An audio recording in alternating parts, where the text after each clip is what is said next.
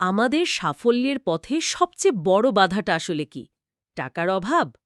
সুযোগের অভাব? নাকি আমাদের মাথার ভেতরেই এমন কোনো অদৃশ্য দেয়াল আছে যা আমরা দেখতে পাই না?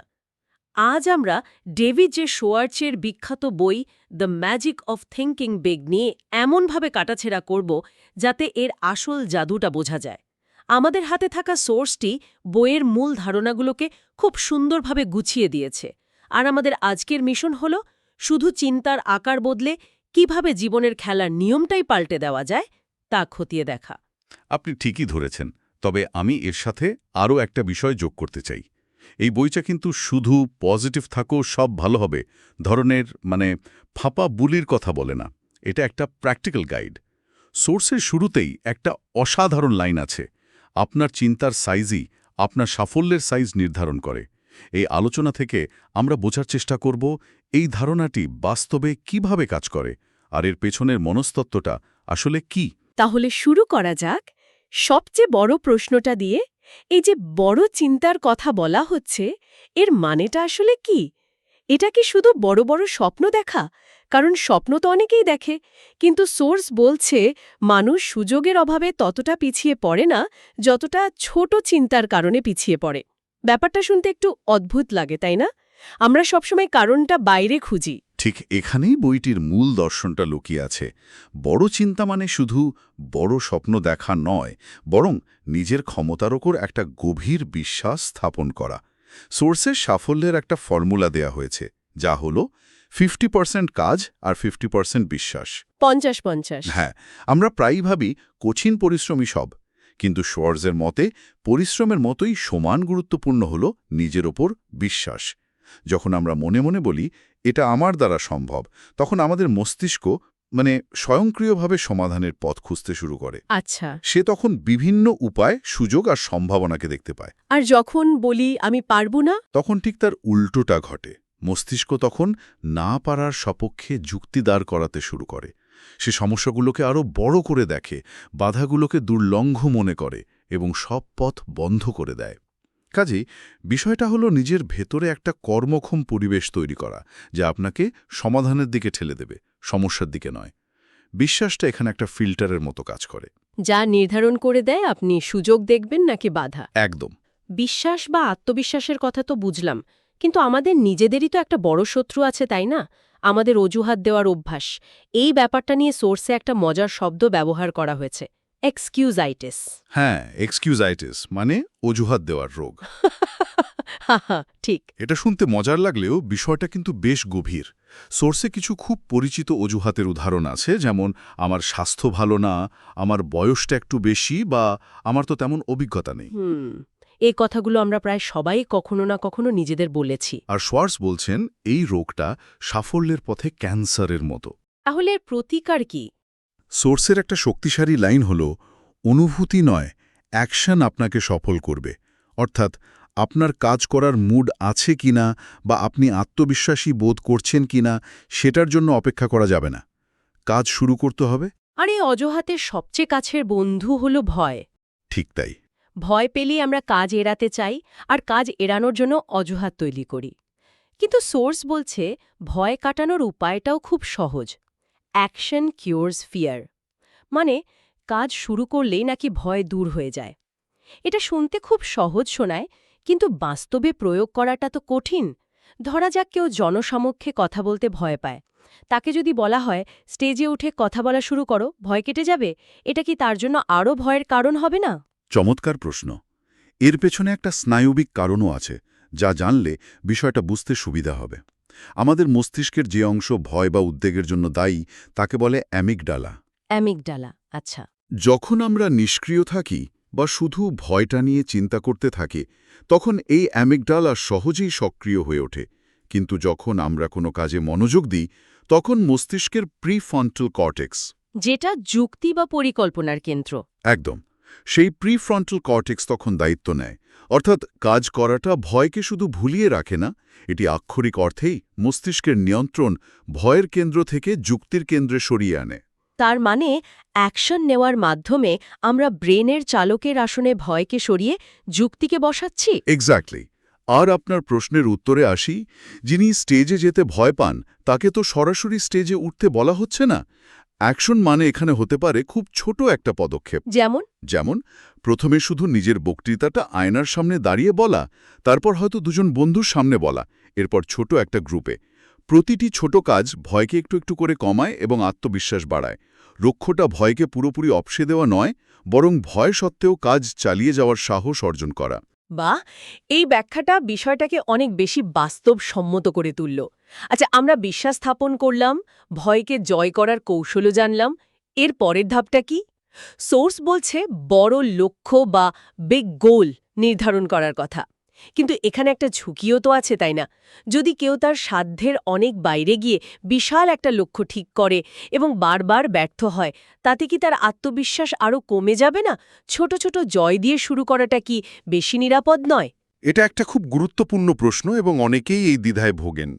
শোয়ার্জের মতে বড় লক্ষ্যের মূল উদ্দেশ্য আপনাকে প্রথমবারেই সফল করানো নয়। এর প্রধান কাজ হল আপনাকে বড় মাপের চেষ্টা করতে অনুপ্রাণিত করা। যখন আপনার লক্ষ্যটা হয় কেবল মাস শেষে বাড়ি ভাড়া দেওয়া, তখন আপনার চেষ্টাও ওইটুকুর মধ্যেই সীমাবদ্ধ থাকবে। কিন্তু যখন আপনার লক্ষ্য হয় নিজের একটা বাড়ি কেনা, তখন আপনার চিন্তাভাবনা, কাজের ধরন সবকিছুই সেই বড় লক্ষ্যের সঙ্গে মানানসই হতে শুরু করে। অর্থাৎ বড় লক্ষ্য আমাদের চিন্তার পরিধিটাকেই বড় করে দেয়। ঠিক তাই। এটা একটা দিক নির্দেশক বা নর্থ স্টারের মতো কাজ করে। আপনি হয়তো প্রথম চেষ্টায় চাঁদে পৌঁছাতে পারবেন না। কিন্তু এই লক্ষ্যটা আপনাকে অন্তত মেঘের উপরে নিয়ে যাবে। একদম। আর ছোট ছোট জয় অবশ্যই জরুরি। বড় লক্ষ্যটাকে ছোট ছোট অর্জনযোগ্য ধাপে ভাগ করে নিতে হবে। প্রতিটা ছোট জয় আপনাকে বড় লক্ষ্যের দিকে এগিয়ে যাওয়ার জন্য জ্বালানি যোগাবে। তাই বিষয়টাকে বড় লক্ষ্য বনাম ছোট লক্ষ্য হিসেবে না দেখে বড় লক্ষ্যের দিকে ছোট ছোট পদক্ষেপ হিসেবে দেখা উচিত। এই ধারণাটা পরিষ্কার হলো। আর এই বড় লক্ষ্যের পথে হাঁটতে গিয়ে সোর্সে আরও দুটো বিষয়ের উপর খুব জোর দেওয়া হয়েছে: ধারাবাহিকতা এবং আমাদের চারপাশের পরিবেশ। হ্যাঁ, এবং এই দুটো বিষয় একে অপরের সাথে জড়িত। সোর্সে একটা কথা আছে, কনসিস্টেন্সি ইজ ম্যাজিক। একদিন 18 ঘন্টা কাজ করে পরের এক সপ্তাহ কিছু না করার চেয়ে প্রতিদিন নিয়ম করে 2 ঘন্টা কাজ করা অনেক বেশি কার্যকর। কারণ ধারাবাহিকতা অভ্যাস তৈরি করে। রাইট? আর অভ্যাসই আমাদের চরিত্র গঠন করে। এর সাথে সফল মানুষের মতো আচরণ করার একটা ধারণাও দেওয়া হয়েছে। এই ব্যাপারটা আমার কাছে খুব আকর্ষণীয় লেগেছে। এর মানে কি সফল হওয়ার ভান করা? ভান করা না বলে বলা ভালো অনুশীলন করা। এর পেছনেও কিন্তু মনস্তত্ত্ব আছে।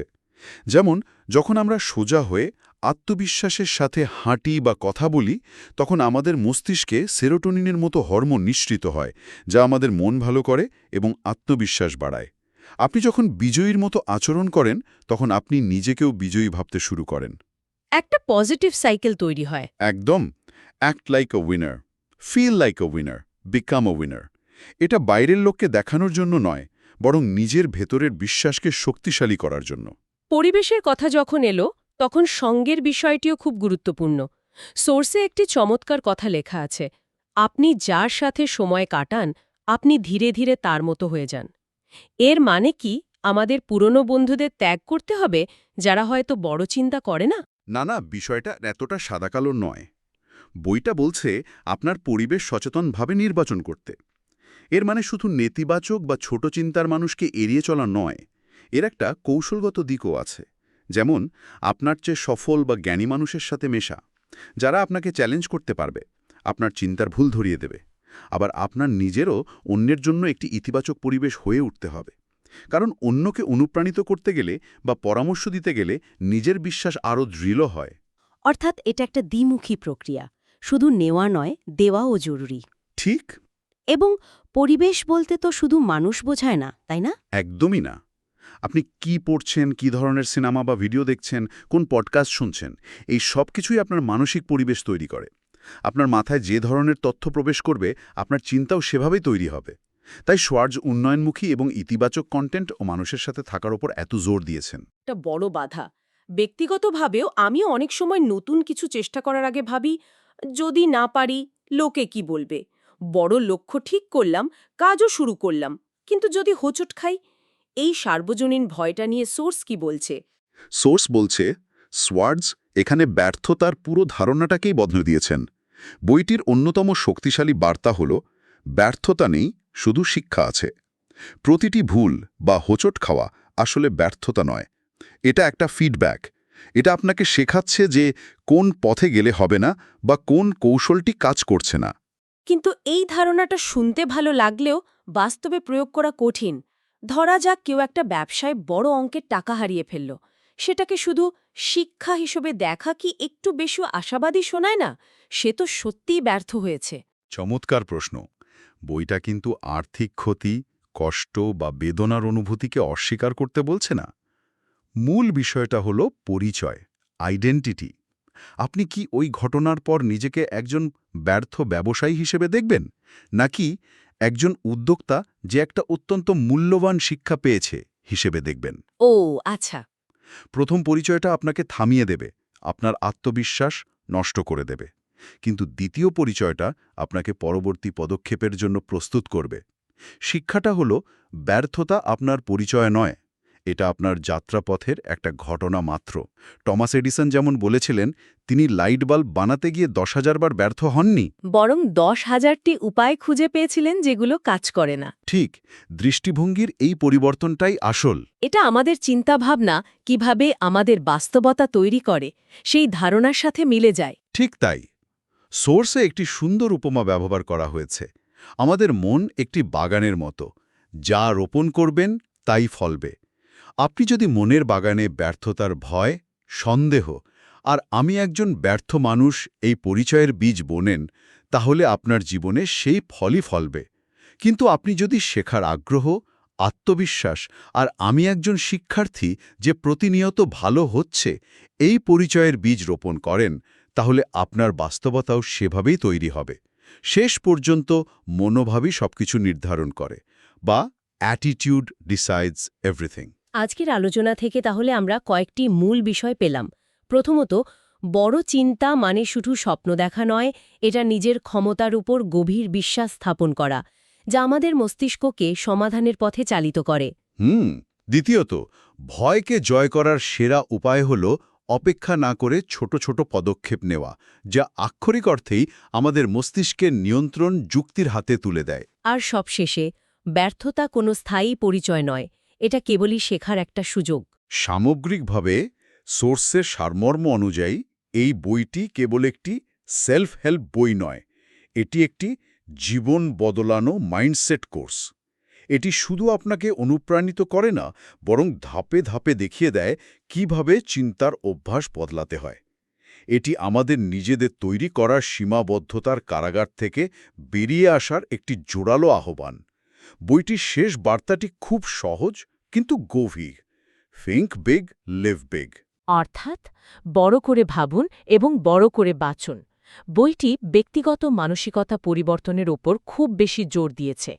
কিন্তু ভেবে দেখার মতো একটি বিষয় হল আমাদের পারিপার্শ্বিকতা, যেমন আমাদের পরিবার, কর্মক্ষেত্র, সমাজ বা দেশ বড় চিন্তা করতে কতটা উৎসাহিত বা নিরুৎসাহিত করে। আমরা কি সত্যিই একাই আমাদের চিন্তাভাবনা বদলাতে পারি, নাকি আমাদের চারপাশের পরিবেশের পরিবর্তনও সমানভাবে জরুরি? এই প্রশ্নটা শ্রোতাদের জন্য রইল।